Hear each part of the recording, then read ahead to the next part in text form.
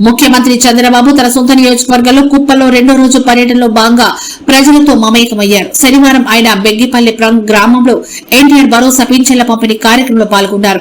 ఈ సందర్భంగా లబ్దిదారుల ఇళ్ల వద్దకే స్వయంగా వెళ్లి వారిని ఆప్యాయంగా పలకరించారు.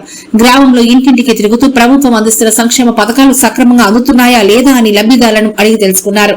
వారి యోగక్షేమాలను విచారించి ఏవైనా సమస్యలుంటే తన దృష్టికి తీసుకురావాలని కోరారు. ఈ పర్యటనలో భాగంగా ముఖ్యమంత్రి ముగ్గురు లబ్దిదారులకు తన చేతుల మీదుగా పింఛన్లు అందించారు. ఇంటికి వచ్చి పింఛన్ అందించడంతో లబ్దిదారులు ఆనందం వ్యక్తం చేశారు. సంక్షేమ పథకాల అమలు క్షేత్రస్థాయిలో పర్యవేక్షించడంలో భాగంగా సీఎం ఈ కార్యక్రమాన్ని చేపట్టారు.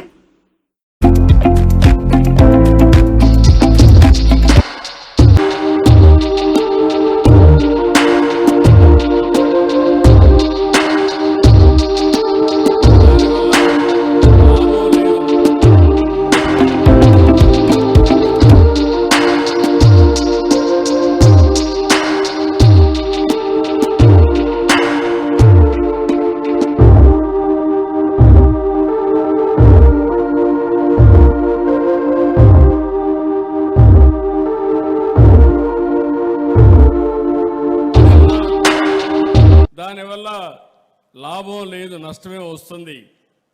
ఎప్పుడు